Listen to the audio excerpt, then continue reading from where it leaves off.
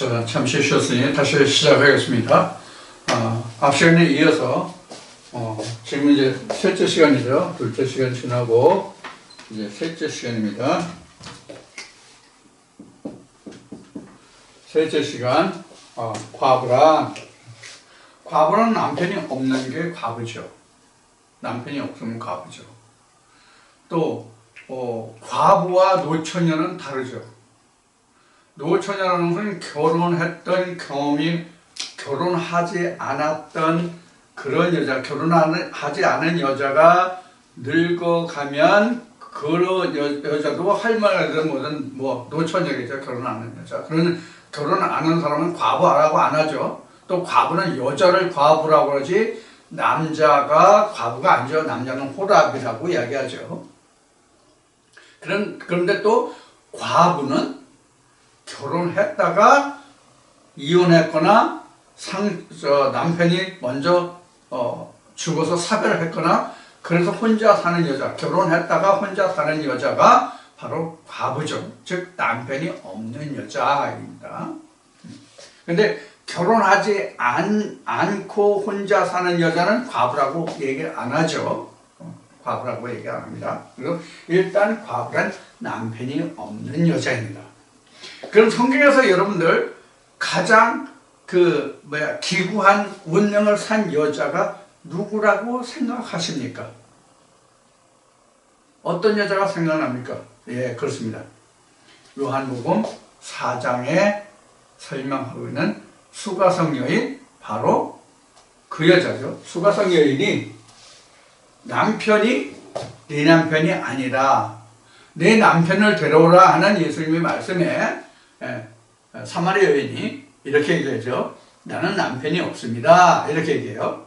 그래 예수님이 그 하는 말을 들으시고 어떻게 말합니까? 그래, 내가 남편이 없단 말이 옳다. 지금 있는 내 남편도 본 남편이 아니다. 이렇게 설명하죠. 그래서 그 수가성에 사마리아 여인이 남편이 5 있었던 것을 기억해요. 5이 있었던 것을 예수님이 지적을 해요. 그러면 그 남편이 어떻게 해서 5이에요? 실제로 수가성 여인이 남편을 5을 섬겼어. 그러니까 4번 이혼하고 5번째 결혼했으니까 5번째 남편이겠죠. 그런데 예수님은 그 남편도 다 내 남편이 아니라고 말씀하신단 말이에요. 자, 그럼 이 뜻을 우리가 성경에서 살펴볼 필요가 있겠죠. 그러면 성경에서 남편이라고 하는 것은 앞 시간에도 얘기를 잠깐 했듯이 그동안 쭉 다른 동영상도 말했듯이 성경에서는 남편이 하나님뿐이 없거든요.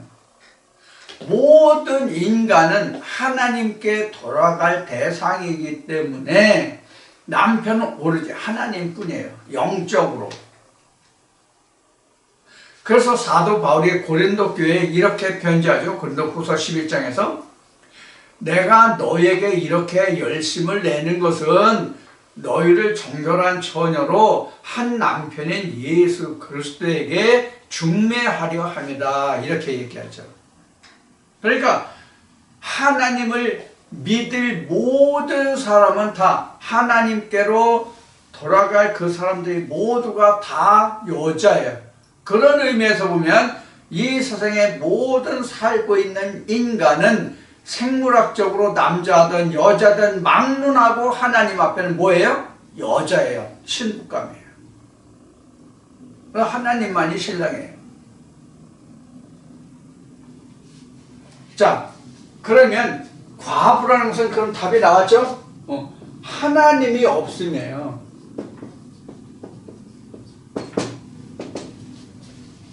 그럼 지금 여왕이 나는 과부가 아니다. 이 얘기는 하나님이 이 여왕에게 뭐라고 말씀하셨다는 거예요?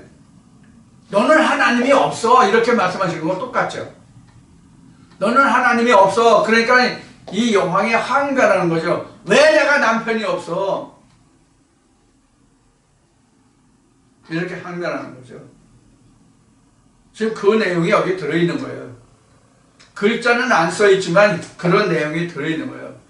결국 너는 하나님이 없어. 그러니까 내가 왜 하나님이 없어? 요강인데. 그럼 여자가 뭐예요? 여자가 지금 여기 얘기했듯이 지금 이렇게 여자잖아요. 그래 내가 왜 언약의 말씀이 없어? 이 말씀이 곧 하나님의 말씀인데 그런데 내게 왜 하나님이 없어? 이렇게 얘기하는 거예요. 예를 들어서 어느 교단의 총회장인지 뭔지 하는 사람들한테 아니 그보다 못한 그 밑에 얘가 해서 어느 조그만 교회 목사에게 가서 당신 지금 하나님 말씀이 있고 구원이 있다고 하는데 그 말씀에 하나님 있고 구원이 있다고 하는데 그 말씀에는 하나님 없어 이렇게 얘기하면 그래 내게 하나님이 없어 이렇게 말할 목회자들이 있어요? 있어요? 여러분들 생각은 어떻습니까? 이 동영상을 시청하시는 여러분들 생각은 어떠하시냐고요? 없어요. 단 한 명도 없어요. 아니 단에서 말씀을 전하는 목사들은 고사하고 그 교회에 아니면 아주 적은 교회에 다니는 그 어떤 한 개인에게 물었을 때도 질문했을 때도 내게 왜 하나님이 없어? 내가 하나님을 믿는데 왜 하나님이 없어? 이렇게 이야기할 거란 말이에요. 그렇게 항변할 거란 말이에요. 그러면 하나님이 없다는 뜻을 풀어서 성경적으로 설명하면 뭐가 없다는 뜻이에요? 뭐가 하나님이 없다는 뜻이에요? 자, 우리가 한번 하나씩 설명해 볼까요? 하나님이 없다는 뜻을 살펴보면 첫째 뭐예요? 하나님을 아는 지식이 없다 이렇게 말할 수 있겠죠? 하나님을 아는 지식이 없다가 바로 하나님을 모르는 것이니까 하나님이 없는 것이죠. 그렇죠? 그럼 하나님을 아는 지식이 없다는 뜻을 또 다르게 말하면 뭐예요? 뭐가 없다는 뜻이요? 그럼 하나님을 안다는 거. 이건 모르는 것이잖아요. 그럼 아는 것은 뭐예요? 둘째, 하나님을 아는 것은 뭐예요? 요한복음 6장에서 이제 내가 내게 이른 말이죠. 내가 내게 이른 말. 이것이 곧 뭐예요? 영이요 생명이다. 영이요 생명이다. 이것을 풀어서 말하면 풀어서 말하면 뭐예요? 이렇게 내게 이른 말 영이요 생명이다라고 하는 것을 풀어서 말하면 뭐예요? 로고스와 레마요 이런 뜻이란 말이에요. 로고스와 레마요, 로고스와 레마요 본문과 그 뜻이요. 이렇게 본문과 그 뜻을 아는 것이 하나님의 지식인데 그것이 없다. 그러니까 하나님이 없다. 그런데 우리는 대체적으로 뭘 알아요? 본문을 우리가 앞에서 얘기했듯이 창세기부터 요한계시록까지 많은 본문의 말씀들을 암송하고 그 말씀을 아는 것을 암송해서 아는 말씀을 자기는 뭐라고 해요? 성경을 알았다, 하나님을 알았다 그렇게 말한단 말이에요.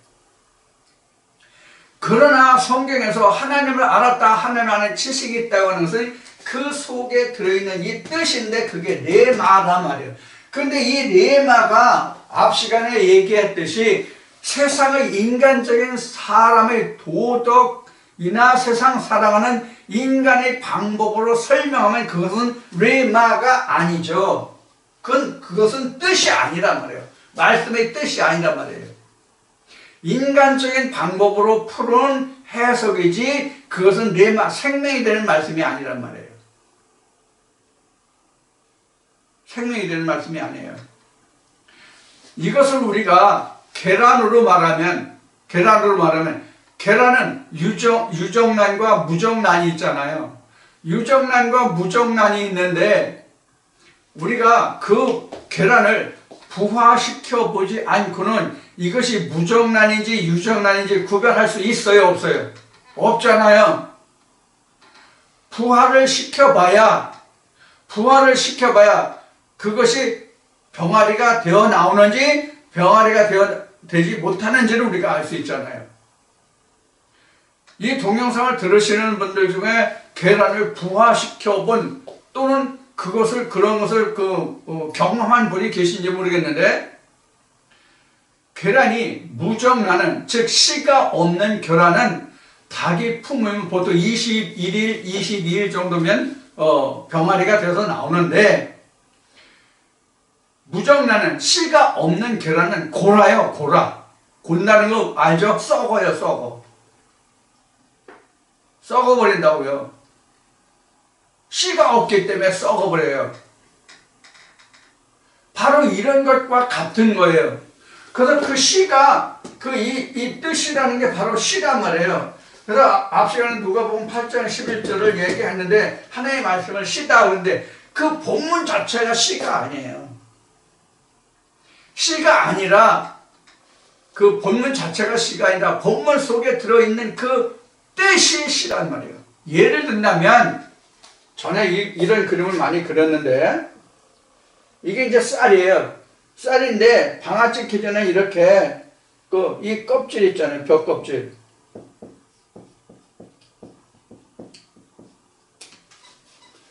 벽껍질 속에 이렇게 이게 쌀인데 요게 쌀이고 요게 눈이에요. 요게 씨란 말이에요. 근데 우리가 일반적으로 말할 때는 이걸 벽씨라고 그러죠. 근데 요 씨눈만 떼냈다 그럽시다. 그 꼭지 맺은데 거기가 씨눈이거든요. 요 씨눈을 떼냈다 그럽시다. 그래서 탈취했다 그럽시다. 떼냈다 그럽시다. 그러면 벼가 있어도 이거는 모짜리 했을 때 싹이 나질 않아요. 똑같은 거예요. 그런데 이렇게 모든 씨앗은 이 씨눈이 없으면 싹이 나지 않고 썩어요.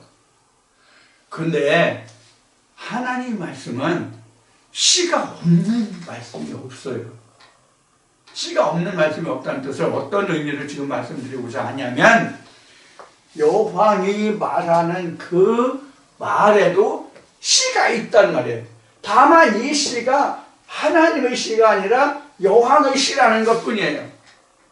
그래서 예수님은 의의 부활만 있는 것이 아니라 악의 부활도 있다 이렇게 말하는 거예요. 만약에 우리가 의의 부활만 있고 악의 부활이 없다고 한다면, 의의 부활만 있고 악의 부활이 없다고 한다면 하나님 믿을 필요가 없어요. 안 믿어도 돼요. 왜? 천국이 없고 누구나 다 똑같은 입장이 되니까. 쉬운 얘기로 밥을 먹는 사람이나 안 먹는 사람이나 똑같다고 한다면 밥을 굳이 먹을 필요가 없잖아요. 학교 가서 공부를 하거나 안 하거나 똑같다고 하면 굳이 학교 다닐 필요가 없잖아요. 그렇지 않겠어요? 바로 마찬가지예요. 그래서 무엇으로 심든지 간에 그 심는 대로 거둔다. 행한 대로 갚아준다. 지금 앞에도 나왔지만 그가 행한 대로 갑절로 갚아주라 이런 말씀이 나왔어요. 그러니까 그 행한 대로의 값이 있는 거예요. 반드시 일한 데는 뭐가 따라요? 상급이 따라요. 상급이 따르는데 그 상급이 상만 있느냐? 아니라 벌도 있단 말이에요. 그게 악의 부활이에요. 벌이 악의 부활이에요. 갑절로 갚아준다는 그것이 좋은 뜻의 지금 갑절이 아니라 나쁜 뜻의 갑절이잖아요. 하나님 나라가 아니라 지옥으로 떨어뜨린다는 얘기잖아요. 성경에 보면 이런 말씀이 있죠. 돕는 자도 넘어지고 쓰러지고 도움을 받는 자도 넘어지고 쓰러진다는 말씀이 있죠. 그러니까 이렇게 하나의 말씀이 아닌, 즉 로고스와 레마가 아닌 것을 로고스와 레마라고 하는 그 무리를, 그 사람을 도와주고 함께하는 자는 돕는 자도 도움을 받는 자도 다 똑같이 망한다. 그게 바로 악의 무한이란 말이에요. 그러니까 성경에서 악이라고 하는 것은 세상 속에 앞 시간에도 얘기했죠. 반복되지만 바로 치고받고 싸우고 뭐 훔쳐오고 뭐 죽이고 살리고 뭐 이런 것이 악이 아니라 하나님이 아닌 것을 하나님이라고 하는 것을 성경은 악이다 이렇게 얘기하는 거예요. 그렇다고 세상에 뭐 악이 아니라는 뜻이 아니에요. 그것도 다 우리가 지켜야 돼요. 예수님이 말씀하신 대로 너희의 의가 제자들에게 말씀하시는데 너희의 의가 바리새인보다 더 낫지 않으면 이런 말씀을 하시잖아요. 그것이 우리도 세상적으로 의를 내가 행할 수 있는 데까지 행해야 되죠. 자, 그래서 지금 과부라는 것이 바로 이런 뜻이에요. 그래서 과부라고 하는 것은 하나님을 알지 못하는 그 자들이 모두가 다 과부요 요황이에요. 그런데 이들이 스스로가 뭐래요? 지금 여기 계시록 18장에 있는 말씀하시 내가 왜 과부야? 나 남편이 있어. 그러니까 나 화를 당하지 않아. 내가 애통을 당하지 않아. 하나님이 나에게 행한 대로 갚아줄 건데. 마치 제가 신학을 할 때 보니까 그 후에도 그 전에도 보니까 모든 목사들이 하나님한테 상 받을 생각은 하는데 하나님께 벌 받을 생각하는 목사들이 단 한 명도 없더라고. 그런 목사들만 교회 다니는 모든 사람들이 다 하나님께 상 받을 생각만 해. 어느 교회든지 우리 교회에 다 구원이 있다고 말하지 구원 받을 자도 있고 구원 받지 못할 자도 있고 그렇게 말하는 교회와 목회자들은 그렇게 많지 않더라고요. 지금은 어떤지 모르겠어요.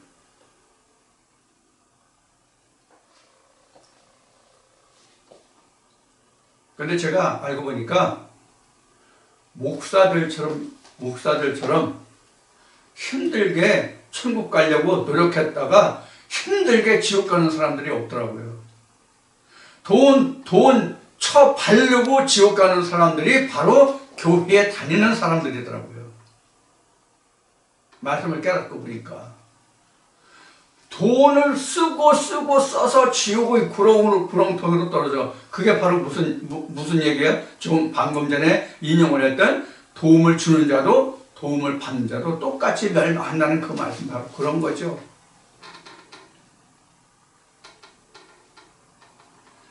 근데 사도 바울 같은 이는 오히려 내가 넘어질까 쓰러질까 조심한다. 이루었다 잡았다 하는 것도 아니다. 표대를 향해서 달려간다. 내가 날마다 십자가 밑에 죽는다. 이렇게 말하죠.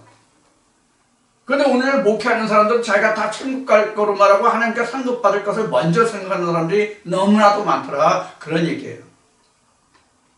사실 저도 여러분들 앞에 이렇게 역설을 하고 있지만 저도 나중에 받을 상급이 온전히 하나님 앞에 내가 보장됐다는 보장이 없어요.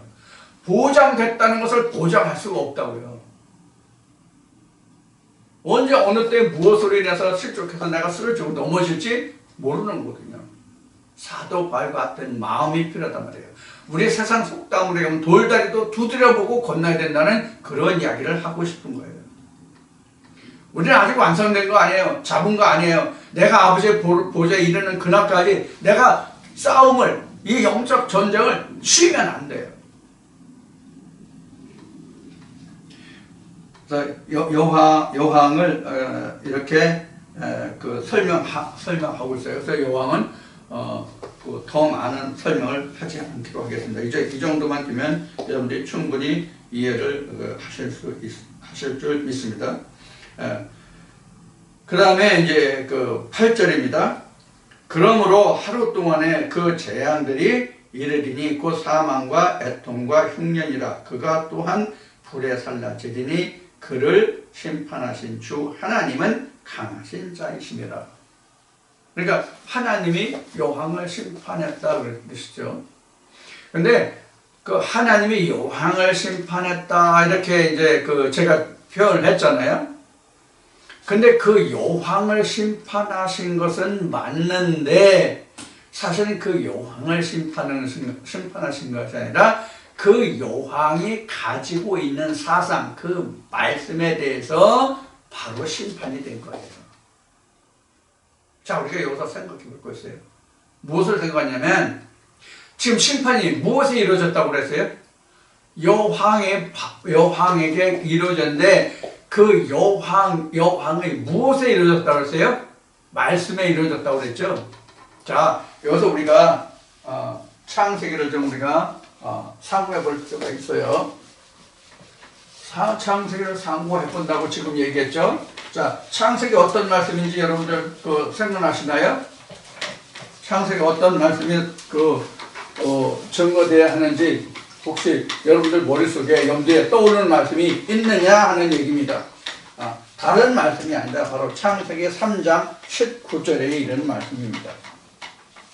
창세기 3장에 어떤 말씀이 있냐면 우리 모든 인생이 흙으로 와서 흙에서 살다가 흙으로 간다는 말씀입니다. 창세기 3장 19절.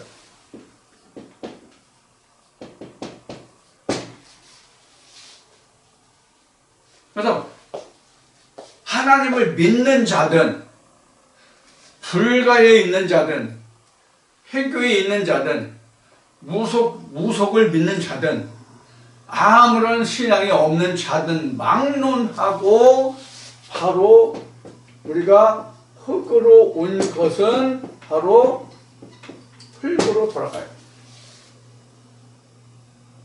그럼 문제가 뭐예요? 문제가 뭐예요? 영의 문제죠. 영의 문제. 그래서 성경에서 말하는 것은 육신의 문제가 아니라 영의 문제란 말이에요. 영의 문제.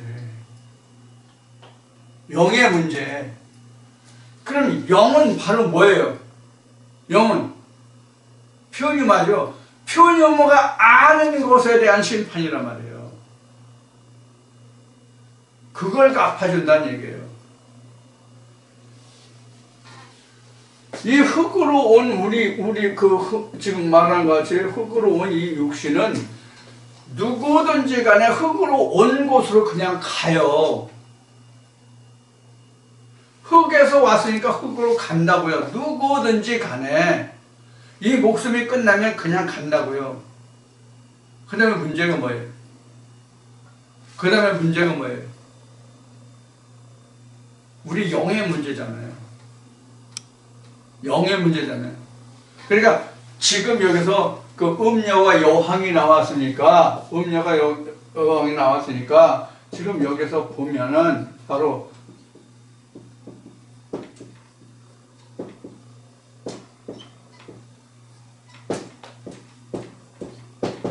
이런 영이 있을 거고요.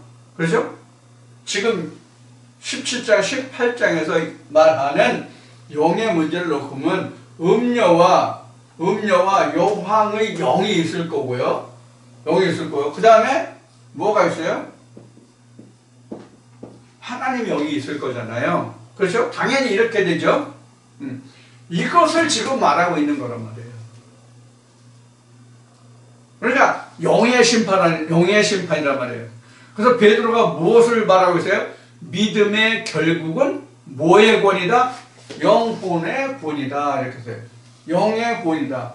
영의 권이다. 그랬어요. 베드로가 증거하기를 믿음의 결국은 육신의 구원이 아니라 영의 구원이다. 라는 얘기예요. 퓨뉴마의 구원이다. 그런 뜻이란 말이에요. 그럼 사실 구원이라는 문제는 지금 말한 바와 같이 퓨뉴마가 되면 그게 구원이에요. 퓨뉴마가 되면 그게 구원이에요. 뭐가? 소울이.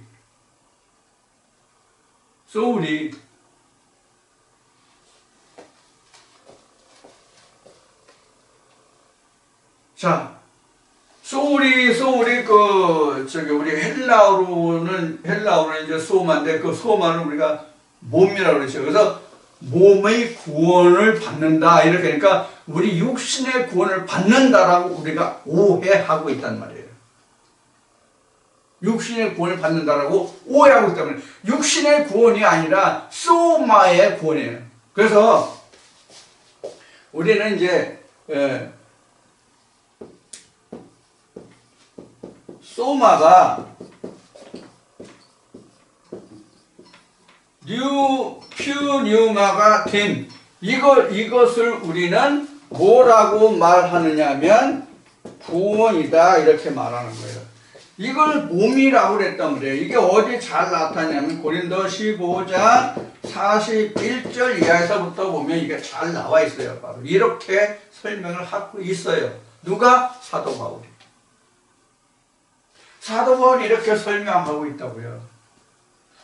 이게 바로 이게 사도 바울이 증거한 말로 하면 첫째 아담이고 이게 마지막 아담이 되는 거예요. 그래서 마지막 아담 퓨뉴마가 와서 소마를 퓨뉴마가 되게 한다 이런 설명이 고린도전서 15장 41절 이하에 설명하고 있는 말씀이에요. 이게 구원이에요. 이게. 그런데 퓨뉴마가 소마를 퓨뉴마로 지어야 되는데 퓨뉴마가 변질된 퓨뉴마가 되면 소마가 어떤 퓨뉴마가 되겠어요? 변질된 퓨뉴마가 될 거잖아요. 그게 지옥이에요. 그게 지옥이라고요. 그래서 지금 거기 8절에 기록한 그러므로 하루 동안에 그 재앙들이 이르리니 곧 사망과 애통과 흉년이라. 그가 또한 불에 살라지리니 그를 심판하신 주 하나님은 강하신 자입니다. 누가 심판했다고 그러세요? 하나님이. 그럼 하나님이라는 것이 무엇이냐? 무엇이 하나님이냐? 앞서에도 하나님 이야기했지만 하나님은 요게 합쳐지면 하나님이에요. 물론 이 자체가 하나님이죠. 물론 이 퓨뉴마 자체가 하나님이에요. 그럼 이 소마는 뭐와 같으냐면 로고스와 같은 부분이에요. 이 소마가. 소마가 내 마음에 오고 그 소마의 본뜻인 퓨뉴마가 함께 합해지면 그게 구원이에요. 이게 하나님을 아는 지식이구나. 하나님을 아는 지식이 내게 이르는 거란 말이에요. 내 몸에. 이게 하나님을 아는 지식이에요. 그래서 요한복음에서 예수님이 그렇게 말하잖아요. 영생은 유일하신 참 하나님과 그의 보내신 자를 아는 것이 영생이다. 이렇게 증거하고 있죠. 예수가. 그래서 본문이 하나님 말씀이죠. 그러니까 하나님과 하나님의 말씀과 그의 보내신 자 예수를 아는 것이 구원 곧 영생이다. 그런 의미란 말이에요. 성경은 그렇게 생각하실 거 없잖아요. 그렇죠? 아니 이렇게 쉽게 풀려 나오잖아요. 자, 그래서 우리가 지금 심판을 받는다. 여기서 뭐 하나님이 애통을 하고 뭐 그렇게 한다고 지금 여기 8절에 기록하고 있잖아요. 이거 뭐 하루에 순식간에 일어난다 이렇게 돼 있죠. 사망과 정말 흉년이라 그것 또한 불에 살라지니 그를 심판하신 주 하나님이신데 여러분 하루 동안이에요. 하루 동안. 우리가 성경에서 하루라는 것이 참 우리가 생각할 게 굉장히 많은 말씀이에요. 하루라는 단어는 간단하지만 세상적인 하루라는 이 단어가 가지고 있는 의미는 사실 별거 아니잖아요. 24시간 이렇게 생각할 수 있잖아요. 근데 성경에서 영적인 의미로 본다면 이 하루가 영원과 영혼을 갈라놓는 시간이에요. 우리 말씀에 보면 하루를 천년같이 천년을 하루같이 이런 말씀이 있죠. 이게 결국은 이 부분에서 제가 옛날부터 인용한 영화가 있었는데 옛날에 60년대 초 같은데 그때 보면은 뭐냐면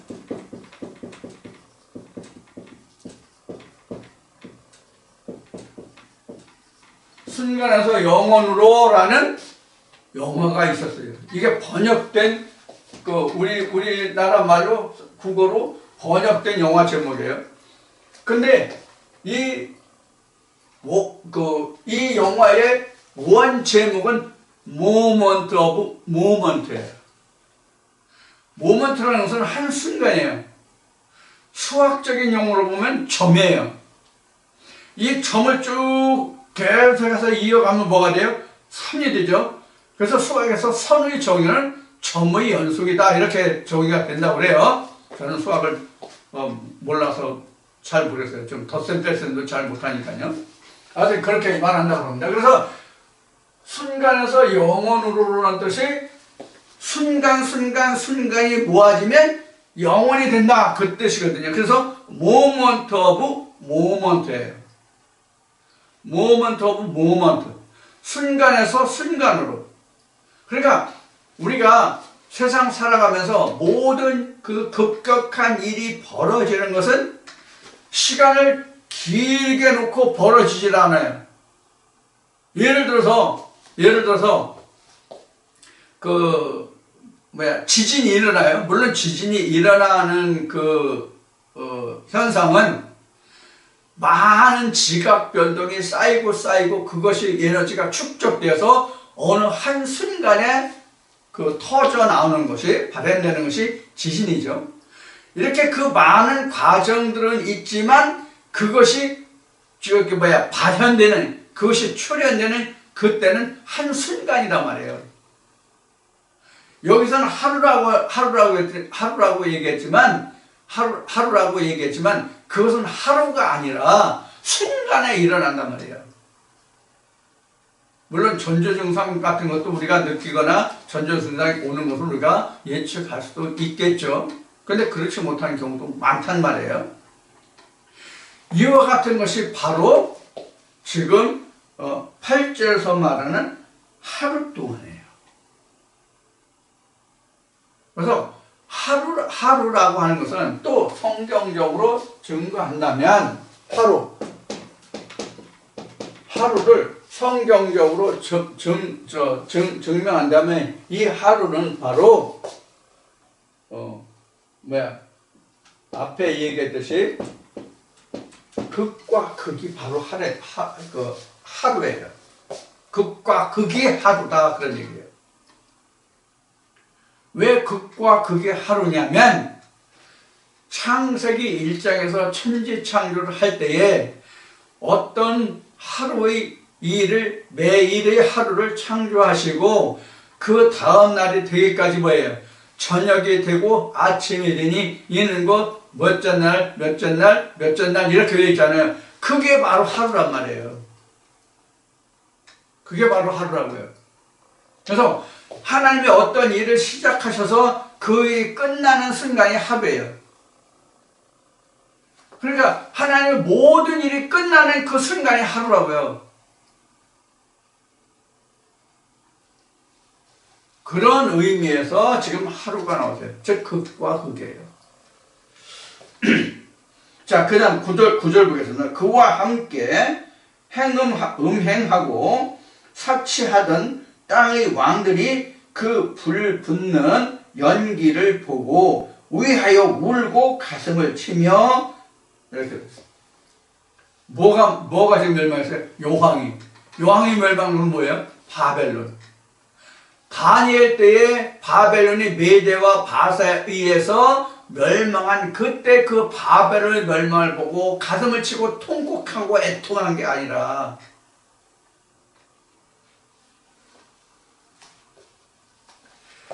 지금 세상에 벌어지는 어떠한 극과 극의 그런 상태를 바라보고 내가 애통한 게 아니라 물론 그것도 애통할 수 있겠죠. 가장 큰 것은 성경적으로 무엇을 설명하고 있는 것 가장 큰 거죠. 왜? 우리는 하나의 뜻을 이루어가는 하나의 백성이 되어야 되니까. 그러니까 성경적으로 증명하는 성경적으로 말하는 그 뜻이 가장 우리에게 중요한 것이죠. 왜? 하나님의 뜻을 우리 안에서 이루어가야 하니까 지금 말씀드린 것 같이. 그래서 여기 지금 9절에 이른 그와 함께 음행하고 사치하던 땅의 왕들이 그 불붙는 연기를 보고 우회여 울고 가슴을 쳤친다 이렇게 되어 있어요. 그러면 여기서 여기서 뭐가 멸망한 거예요? 요한 바벨론이 멸망한 거죠. 그래서 지금 뭐라고 그랬어요? 과거 다니엘 때 그 바벨론이 메대와 바사에 의해서 멸망했던 그때를 말하는 것이 아니라 지금 영적 바벨론 그 멸망을 지금 우리가 무엇인지를 생각해 봐야 된다는 얘기예요. 자, 지금 바벨론을 멸망시킨 게 뭐예요? 바벨론을 무엇이 멸망시켰어요? 하나님이 멸망시켰죠, 바벨론을. 그럼 바벨론을 봤을 때 그 바벨론의 세상적으로도 종교적으로도 다 바벨론이 있을 수 있는데 가장 작게 보면 뭐라 그랬어요? 나라는 각자의 개체라고 그랬죠. 내 안에서 역사되는 하나님의 말씀과 바벨론, 즉 내 마음과 하나님의 영과의 싸움이란 말이에요. 영과의 싸움이란 말이에요. 그러면 내 마음이 바벨론을 멸망하는 것을 우리가 기뻐하고 즐겨야 되는데 그것과 더불어서 함께 차치하고 치부하고 그로 더불어서 함께 즐겼던 그것들이 어떻게 돼요? 통곡이 되는 거죠. 지금 그것을 지금 여기서 기록하고 있어요. 자, 9절 말씀 다시 봅시다. 그와 함께 음행하고 그와 함께 누구예요? 바벨론, 음녀, 여왕과 음행하고 차치하던 땅의 왕들이, 땅의 왕은 그것을 추종하던 자들이에요. 가장 우두머리가 있으면 그 밑에 추종하던 자들이에요. 자, 여기서 왕이라는 걸 또 좀 풀어보면 이런 이제 의미도 있겠죠. 창세기 2장에서 아담이 말하기를 뼈 중에 뼈요 살 중에 살이다라는 말씀이 나오죠. 그러면 내가 그 여왕으로부터 받은 그 모든 지식 중에 내가 가장 즐겨한다고 그럴까? 깊이 마음에 새겼다고 그럴까? 아니면 가장 중요시한다고 그럴까? 그런 것들이 있을 거 아니에요. 사람마다 다 같진 않지만 각자가 중요시 여기고 깊이 새기고 모토로 삼는 말씀이 있을 거란 말이에요. 그럼 그게 왕이라고 하면 돼요. 그게 바로 왕인 으뜸이 되는 지식, 으뜸이 되는 말, 그런 거라고 하면 돼요. 그게 왕이라고 생각하시면 돼요. 그래서 이 바벨론이 멸망을 보고 가슴을 치고 통곡하고 이런 꼴이 되는 거죠. 왜 그럴까요? 멸망을 당하니까. 그럼 이걸 보고 기뻐하고 즐거워할 자도 있겠죠. 음녀나 여왕이나 바벨론과 소통하고 그로 인해서 장사하는 상고들과 그로 인해서 치부한 자들은 그것이 슬퍼지겠지만 하나님 쪽에서 보면 어떻게 해서 하나님 나라에서 보면 기뻐하고 즐거워할 일이죠. 이게 내 안에서 동시에 일어나는 상황이에요. 이게 내 안에서 이런 것들이 있기 때문에 결론적으로 말하면 계시록 20장에 가면 뭐가 나오냐면 둘째 사망이 나오는 거예요. 지금 바벨론이 멸망돼 가잖아요. 바벨론이 완전히 멸망하는 게 계시록 20장에서 완전히 멸망되거든요. 20장에서 완전히 멸망하는데 이걸 무적행 속에 가뒀다고 돼 있어요. 근데 무적행이 천년이처럼 반드시 잠깐 열린다고 돼 있거든요. 그럼 뭐가 돼요? 바벨론이 다시 드러난다는 얘기예요. 누구 앞에? 하나님 앞에.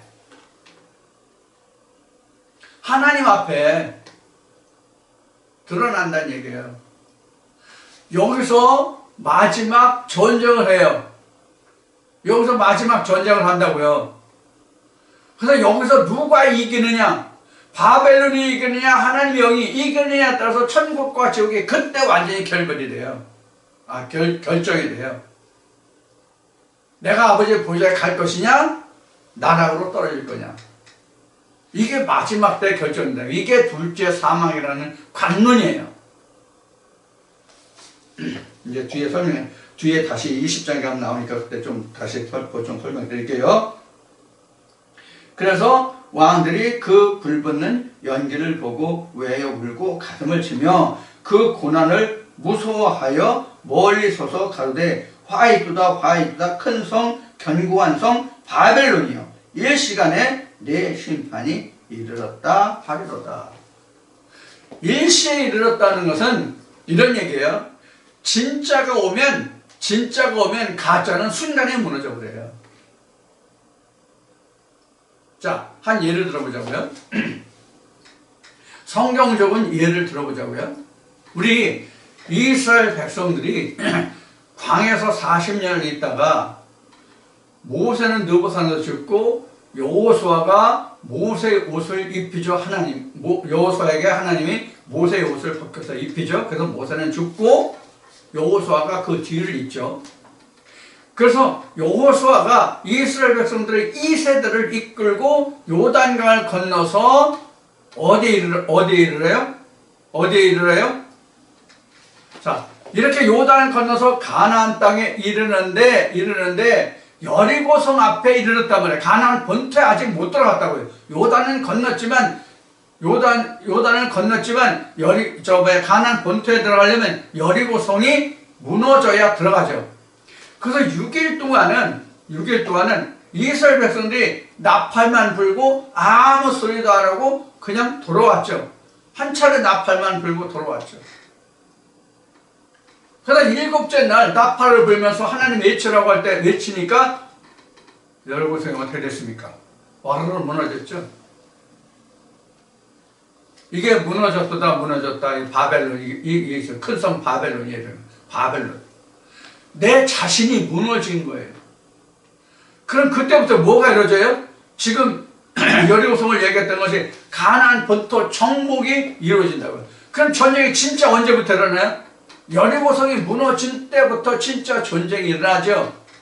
우리도 마찬가지예요. 이제 전쟁을 예비할 때예요.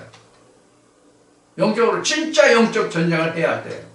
지금 7 재앙이 지금 시작된 때잖아요. 지금 18장이니까요. 이게 20장이면 이제 끝나요. 자, 그런 의미가 여기에 들어 있습니다. 그래서 10절은 그러고요. 그래서 일순간에 무너졌다. 심판이 이르렀다 하는 거예요. 11절에 땅의 상고들이 그를 위하여 울고 애통하는 것은 다시 그 상품을 사는 자가 없습니다. 자, 여기서 우리가 생각해봅시다. 내가 지금까지는 예를 들어서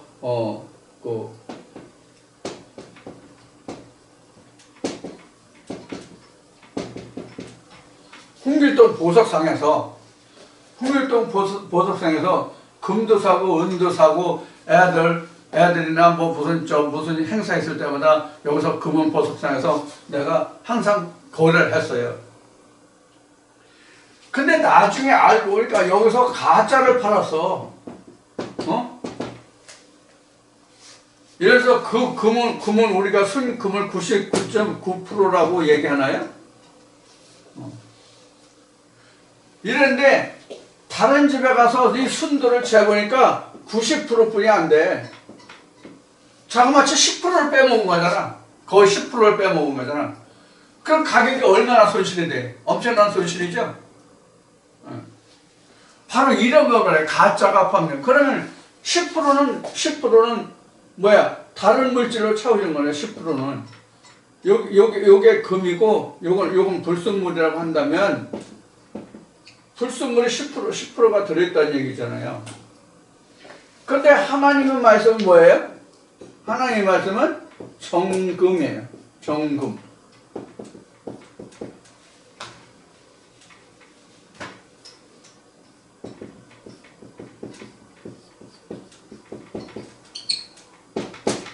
정금이라는 말은 순금이라는 뜻이죠. 순금이라는 뜻이죠. 순금이라는 뜻이에요. 순금인데 불순물이 이렇게 섞였어요. 이러면 하나님의 말씀이 아니란 말이에요. 그러면 그동안 내가 홍길동 보석상에서 금은 보석을 샀는데 이렇게 속여먹은 걸 알았다면 그 다음에 내가 여기 가서 다시 금은 보석을 사요, 안 사요? 진짜를 주더라도 얘 또 속여 먹을 거야 라는 선입견이 있겠죠? 그러니까 거래 안 하고 거래처 바꾸겠죠. 마찬가지예요. 요것을 요항 바벨론으로 보자고요. 바벨론에서 이런 거 샀는데 바벨론이 그렇지 않아. 이건 순수한 생명의 말씀이라고 그러는데 내가 그것이 아닌 것을 깨달아서, 그럼 여기서 다시 그 말씀 내가 돈 주고 사겠어요? 헌금하고 노력 동원하고 시간 버리고 하면서 내가 가서 거기서 투자하겠냐고. 그럴 사람 있냐고요. 그렇지 않더라도 말씀은 순전하고 온전할지라도 사람의 애모적인 행함 이런 것 저런 것 때문에 실족하는 사람들이 많은데, 그 내면까지 그 실속까지 거짓말이라고 한다면 거기에 가서 여러분들 다시 신앙생활 하실 수 있겠습니까? 바로 그런 의미로 이 말씀을 이해하시면 되겠습니다.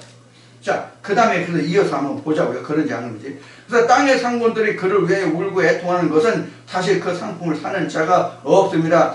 그 상품은 금과 은과 보석과 진주와 세마포와 자주 옷감과 비단과 붉은 옷감이요 각종 향목과 각종 상아 기명이요 값진 나무와 진유와 철과 옥석으로 만든 각종 기명이요 계피와 향료와 향유와 유향과 포도주와 감람유와 고운 밀가루와 밀과 소와 양과 말과 수레와 종들과 사람의 영혼들이라. 이렇게 지금 13절까지 말씀을 봤어요. 13절까지 말씀을 봤는데 이렇게 되더라고요. 그러면 여기에 지금 12절 13절에 열거된 이 모든 것들이 누구에게서 나왔다는 얘기예요?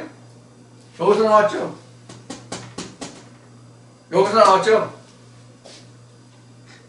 음녀 여왕에게서 나왔잖아요. 이 모든 것들이. 그럼 여기에 12절 13절에 기록된 이 모든 그 단어들이 뜻하는 이것들이 무엇에 소용되는 것들입니까?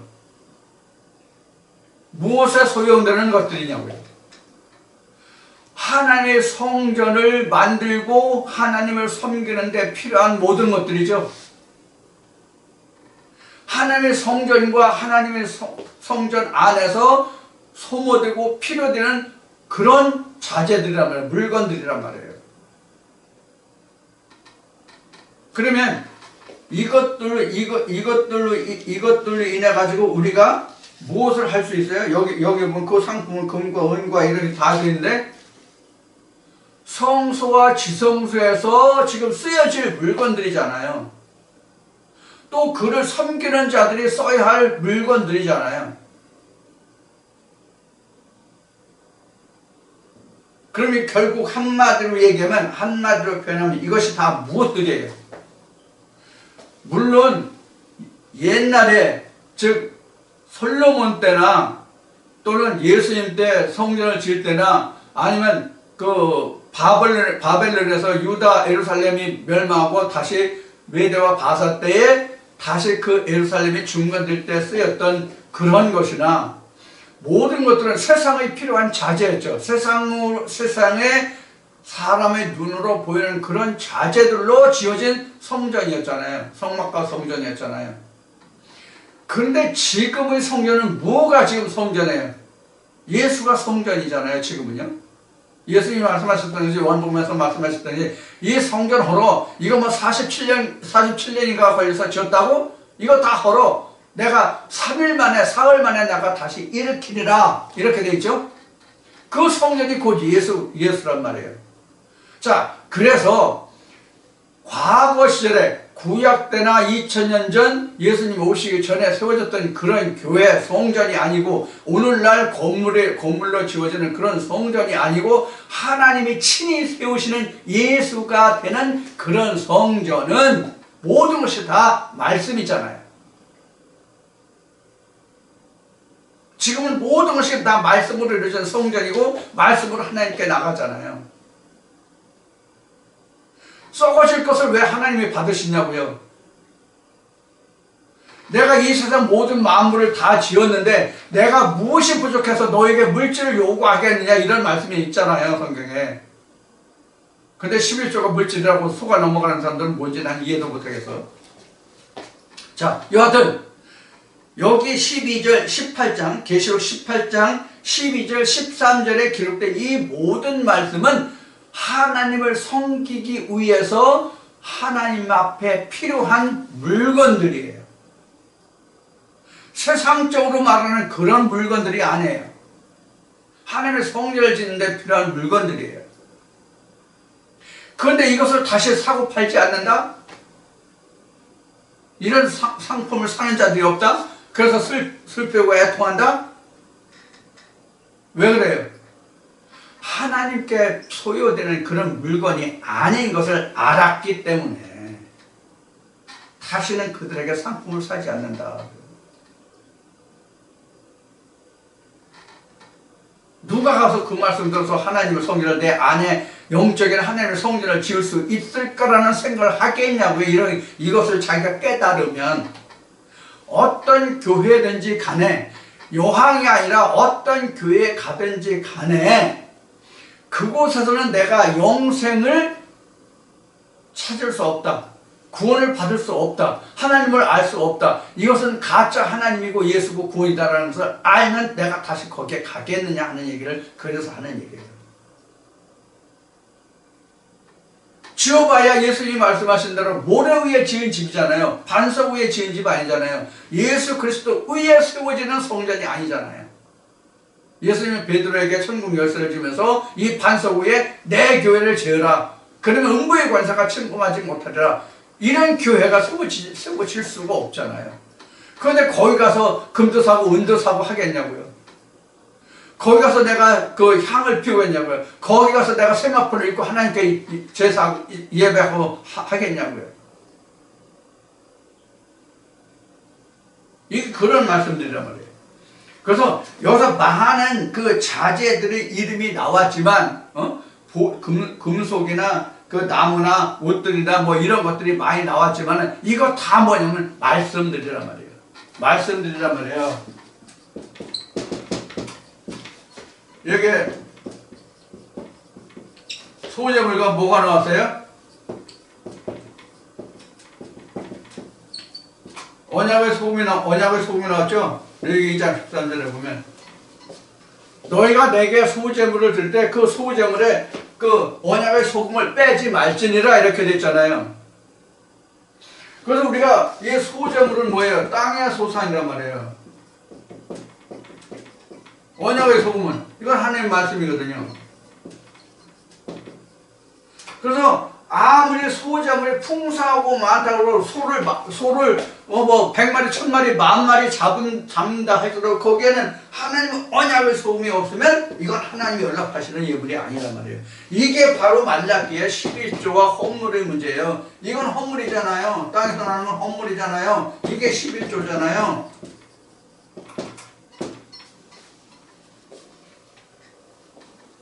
(11조라는) 것은 마지막 열매라는 뜻이에요. 이게 초실 첫 열매와 같은 뜻이에요. 11조가 첫 열매가 뭐예요? 이것을 다시 신약 복음으로 와서 적으면 이게 바로 뭐예요? 맏아들이란 말이에요. 맏아들, 첫 열매, 초실 첫 열매, 맏아들 예수 그리스도란 말이에요. 이건 너희가 빼먹었다 이런 얘기란 말이에요. 자, 그래서 내가 그 교회에 가서 내 마음속에 하나님의 성전을 지으려고, 즉 소마에 퓨뉴마를 입히려고 갔는데 퓨뉴마를 입히는 게 아니라 가짜야. 가짜 퓨뉴마예요. 그것을 내가 알게 됐어. 근데 포장은 어떻게 했어요? 순도가 함량에 떨어지는 것을 순수한 것이라고, 순전한 것이라고 속여서 팔았잖아요. 그게 여왕이고 바벨론이에요.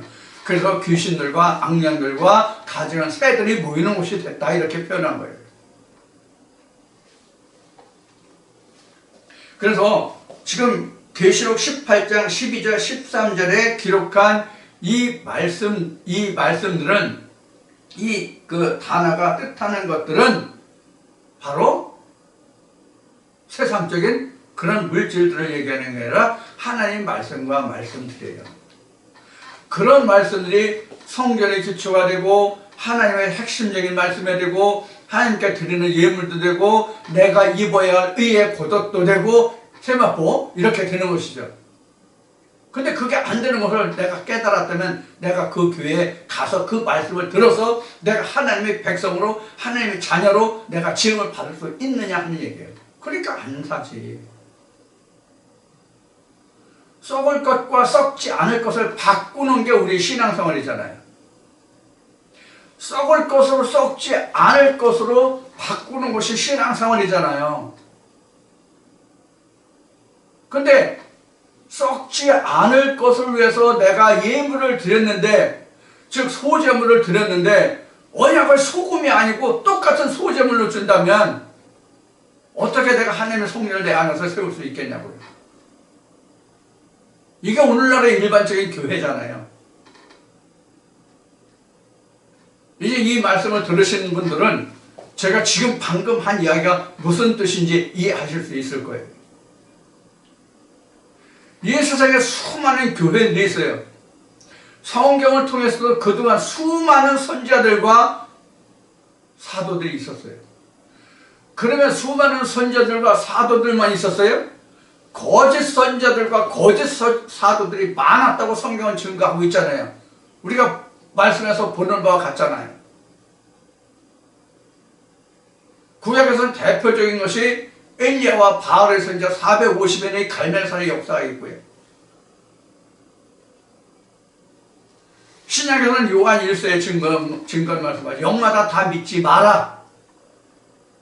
예수 그리스도가 어떻게 온 것을 아는 자는 하나님께 속하니 그렇지 않은 자는 하나님께 속하지 않으니라. 이렇게 이야기하고 있죠. 물론 요한 1서에 기록한 그 육체로 예수 그리스도가 육체로 오는 것을 믿는 자마다 하나님께 속한 영이라는 거, 이것을 지금 풀어본 말씀이긴 하지만은 여튼 본문 자체가 그렇죠. 우리는 이러한 말씀과 말씀들이 몇몇 그 세부적인 것을 다 우리가 꿰뚫어야만 내가 하나님의 지식에 이를 수 있는 거예요. 요한복음에서 그 말씀한 유일하신 참 하나님과 그 이번에서 예수. 그러니까 유일하신 참 하나님이 보내신 예수 그리스도예요. 왜 거기 앞에 하나님이면 하나님이지 유일과 참이라는 말이 들어가 있을까요? 사도 요한이 이야기했듯이 가짜가 많기 때문에 이미 세상에 거짓 선지자가 나왔음이라 한 말씀과 같잖아요. 그것이 신약시대 사도 요한 때만 있었던 게 아니라 이미 구약에도 있었잖아요. 방금 얘기한 가장 대표적인 게 누구야? 네, 바알 선지자들이요. 자, 이런 것들을 우리가 성경을 통해서 낱낱이 살펴보고 그것을 세세하게 우리가 깨닫지 않으면 하나님께로 나아가는 그 자체가 굉장히 힘들어요. 우리가 이것을 반드시 기억해야 돼요. 그래서 지금 그 18장 2절에 그 새가 나왔잖아요. 새가 나왔는데 그 새의 특징이 뭐예요? 새의 특징이 뭐예요?